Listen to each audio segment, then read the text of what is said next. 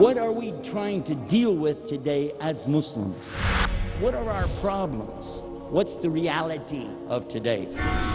Can Islam survive in today's world? This is the best opportunity for you and I.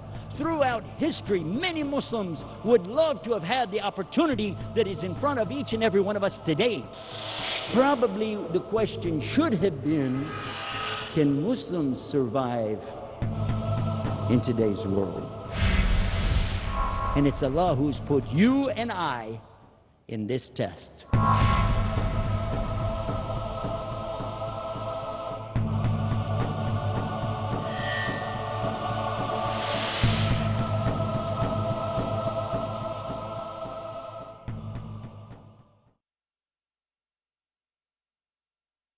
Believing in God is not enough. Believing God is one is the right step. But unless and until a person is ready to submit and dedicate their life to the Lord above, they haven't really achieved Islam yet.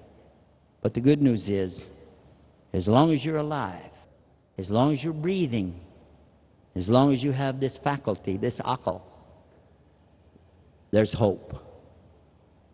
The Muslim is always living between two things, right? Hope and fear. We fear Allah's punishment. We fear the hellfire. And we fear the anger, the wrath, the ghadab of Allah subhanahu wa ta'ala.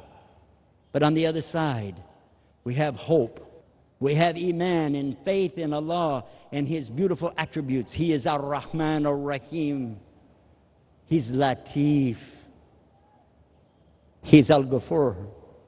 He's the only one who can forgive, the all-merciful, the all-forgiving. And He is Al-Wadud, the all-loving.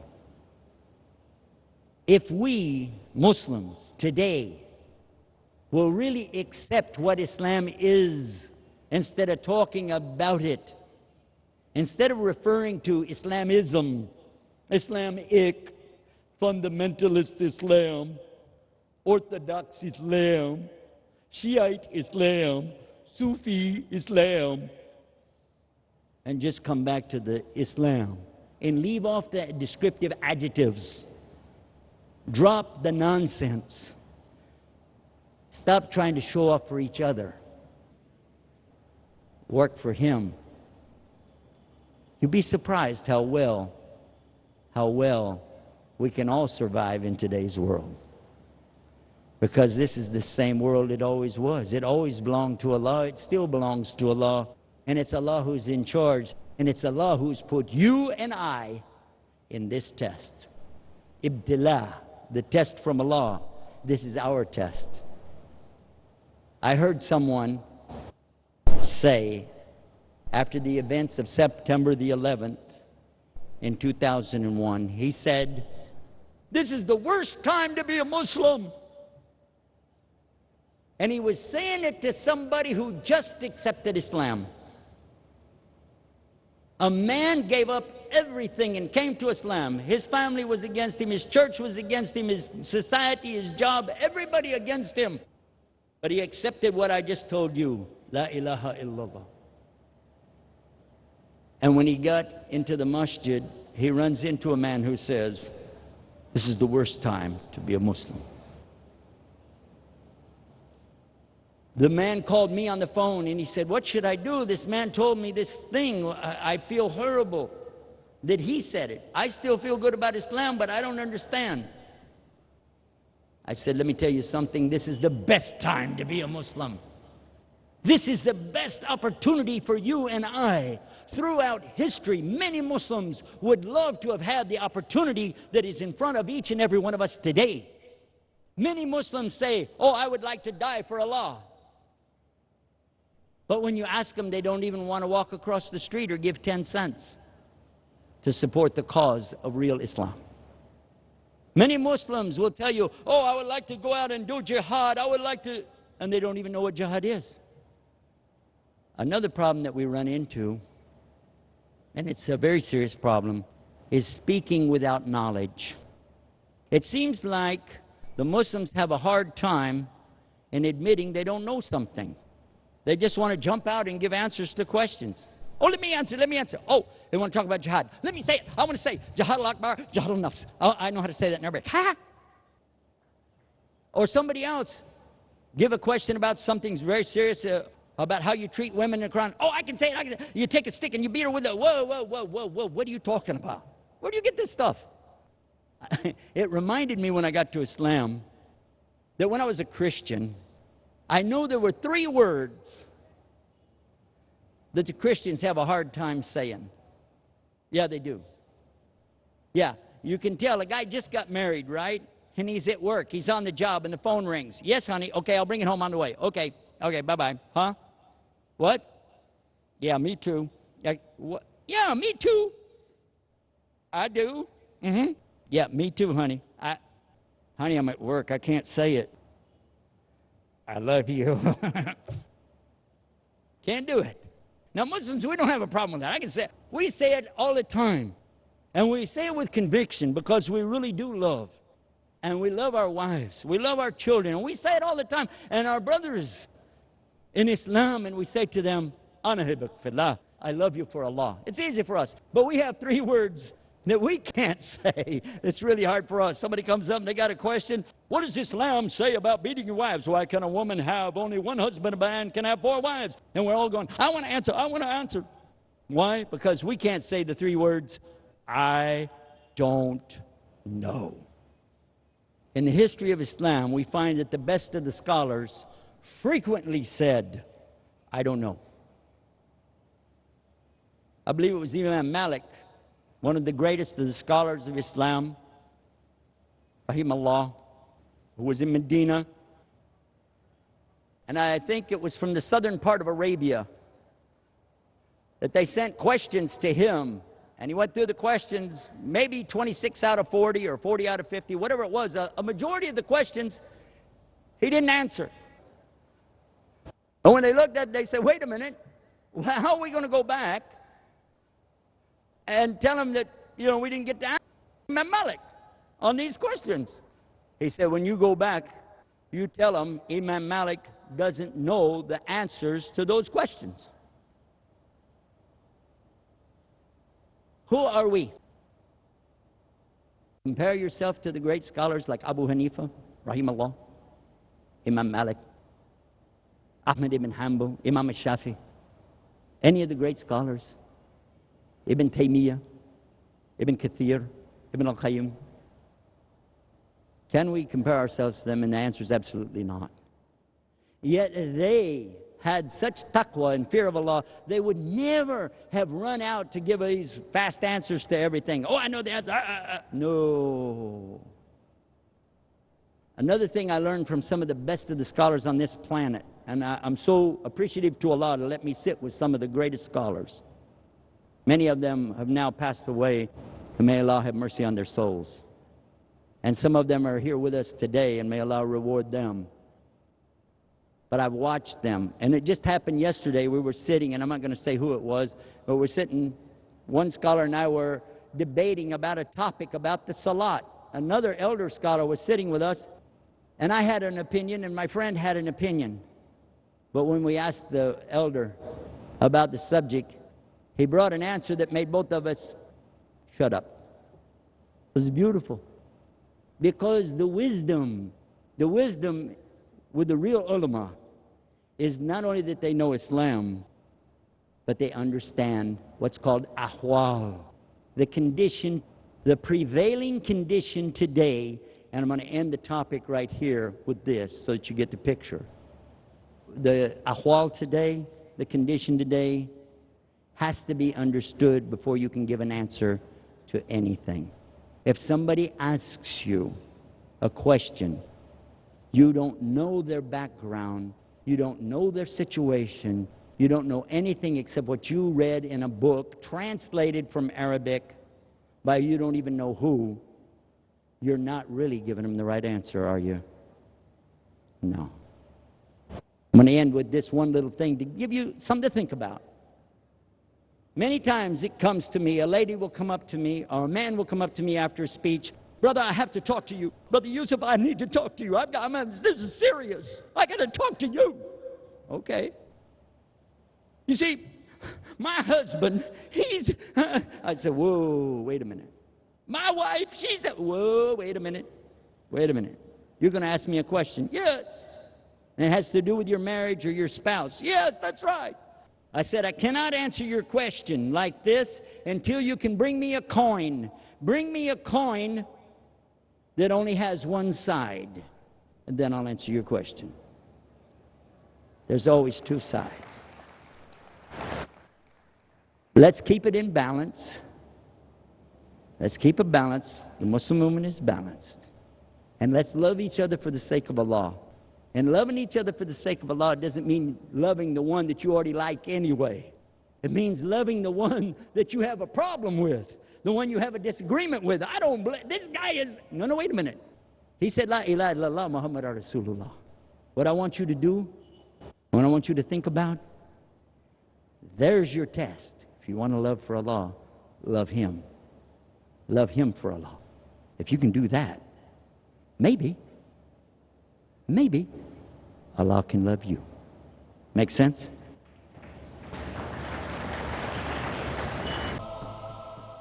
Now, I finished my speech already, but I would like to just throw this one little thing out to you and let you think about it. And I heard it from a community, a beautiful community that lived a long time ago. But they had an enemy from outside, and of course we always have an enemy from inside, which is the devil. We all have the shaitan around us all the time. But they had an enemy on the outside of the city, attacking them day after day, trying to beat them to get to their fortress and break it down to get into the Muslims. They couldn't beat them because Allah was with them. Allah was with them. Until one of the enemies said, you know what? I got an idea. Let me go inside. So he went inside. He said, I'd like to convert to Islam. What do I need to do? And they told him, say La ilaha illallah Muhammad Rasulullah. He said, okay, I'll say it. Then he said with their, what do you call, halaqah? They sat together at night at a halaqah, and after the halaqah or learning session, which was about Surah Kahf. You know Surah Kahf, chapter 18 in the Quran. And the beginning part of it has a story about the people sleeping in the cave, and nobody knows how many there were. Some said there were 4 and the dog made 5. Some said 6, the dog made 7. Some said 8 and the dog made 9. Verily nobody knows but Allah. Well, after he got through explaining this, the sheikh said, would anybody like to ask a question? And some had question, and they came to this young man, and he said, I'm so new in Islam, I'm not entitled to even ask a question, am I? They said, no, we want your question. Go ahead, what is your question? He said, well, it's a strange question, and probably you don't even know the answer anyway. The sheikh said, oh, certainly I do. Go ahead, what's your question? Sir, what color was the dog? The dog's color? The dog was, he was white. It was a white dog. Oh, thank you, sir. Thank you. The next day, he goes to the other side of town to one of the other camps, one of the other minhajas, right? And after they were through with their halaqah, he said, could I ask a question? They said, sure, what is it? He said, well, I'm so new, and I probably shouldn't even ask. They said, no, come on, what's the question? He said, well, is it chapter 18, Surah Kahf? There's a story about some people in a cave. Yes, Surah Kahf, yes, go ahead. Do you want to know how many people? No, I don't. I just want to know the dog. Yes, there was a dog. What color was the dog? The dog's color. You don't know? Oh, I know. It's the dog is black. The dog was black. Oh, sir, are you sure? Yes, of course, I'm sure. Couldn't be some other color? No. What if somebody said it was some other color? Oh, he doesn't have any knowledge. Don't listen to him. Okay, thank you. Next day, and now he's back over on the other side again. And at the end of the halaqah again, he said, can I ask a question? Oh, it's the new Muslim. Come on and ask us. What's your question?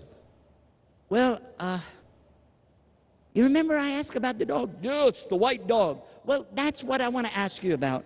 What would you say if somebody said the dog wasn't white, the dog was black? What? He's an idiot. An idiot? An idiot, a fool, he doesn't know anything.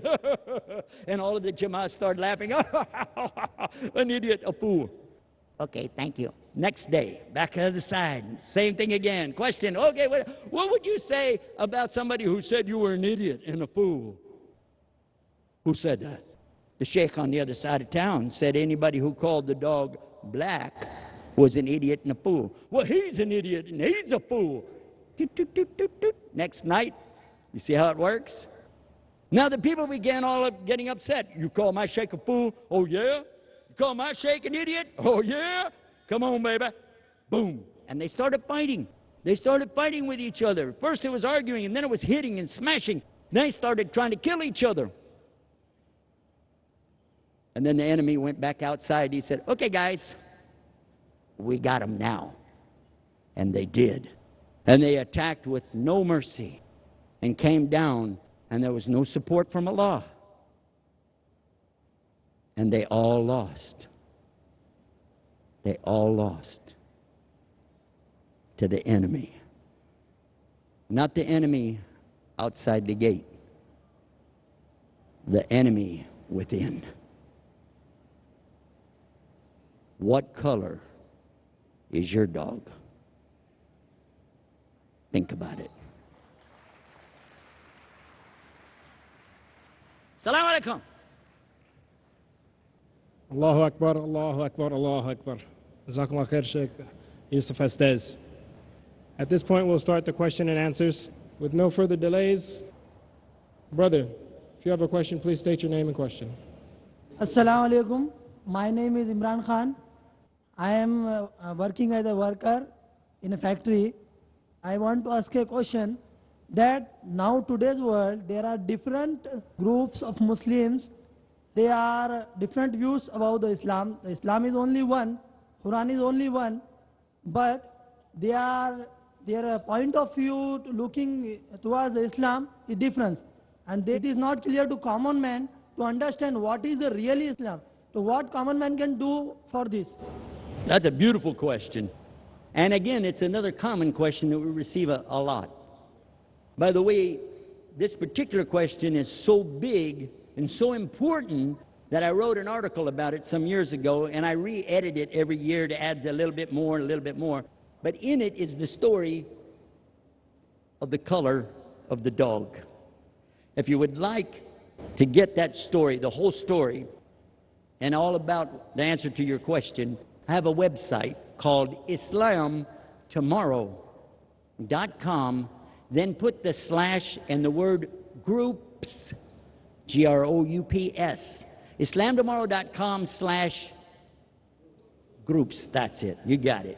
And you get the whole story, but abbreviated version. I hope I can give it to you just shortly right now. You said Muslims. Muslims. That's key. What is a Muslim? What does it take to be a Muslim? Are you a Muslim? And if you say yes, I will ask you, what makes you a Muslim? And you will say the Shahada. The Shahada makes me a Muslim. And I will ask you, what is the Shahada? And you will say, Ashhadu an la ilaha illallah, Ashhadu anna Muhammadan Rasulullah. And you will be right.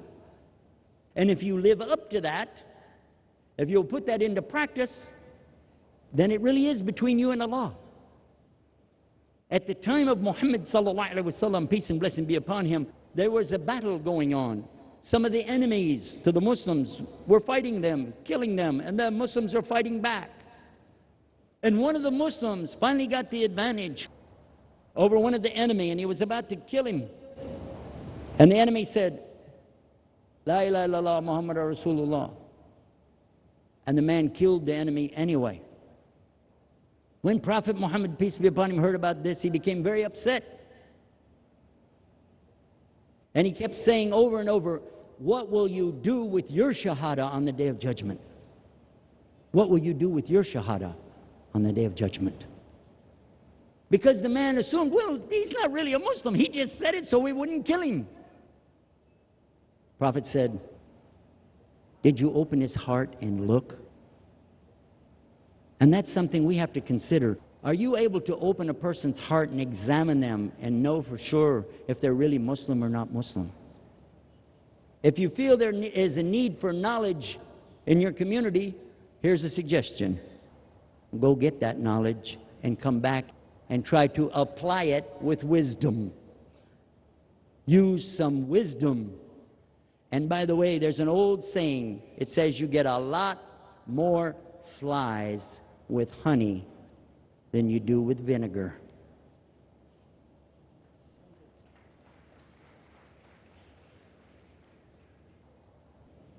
Brother, we'll take a question from you now. Assalamu alaikum wa rahmatullahi wa Alaikum barakatuh. salam wa rahmatullah. Sheikh Yusuf, my question is, first of all, my name is Muhammad Rafiq from UK, and I'm a businessman. My question is of a financial nature. In line with today's topic, can a Muslim survive in today's world? We know that throughout the world, the foundations of finance are based on riba. Can Muslims world over, and I think this question is relevant for Muslims all over the world, can Muslims survive without indulging in riba? Beautiful question, Muhammad. Thank you very much. All I can tell you is what Allah said in the Quran and what His Prophet ﷺ said. Allah said in the Quran, and this is in chapter Baqarah, chapter 2, read this, starts at about ayah number 276 and goes back to about 280. And read those verses in there. In particular, I think it's 279 when Allah subhanahu wa ta'ala uses the word harb. Harb, it means what? War. Allah and His Messenger declare harb, war against you, if you continue to deal in riba. It is so bad that Allah used this word, and He used a lot of verses to talk about it too. For every one of us, we should know that it's big time haram, haram, haram. But it's not a new order. It was for the Jews before us. And ipso facto the Christians as well, because they're supposed to be following their book. The Jews, on the other hand, said, well, it's only between us. We can go loan it to you guys. It doesn't count. You're not Jewish. Some Muslims are trying to take that attitude. Some Muslims are taking the attitude, well, I live in a non-Muslim country, therefore, I can go ahead and do it. The Prophet Muhammad, peace be upon him, gave us the answer to that. He said, more or less what means in English, that in the last days, riba will be everywhere and it will touch all of us. And it has done that. But as far as other businesses are concerned, and you want to talk about financial matters, there is a part of our program especially for that. And I hope, inshallah, you'll get a chance to participate with that. And I'm sure with your wisdom and knowledge in the background, you can even help us with that as well. Thank you, Muhammad. Assalamu alaikum.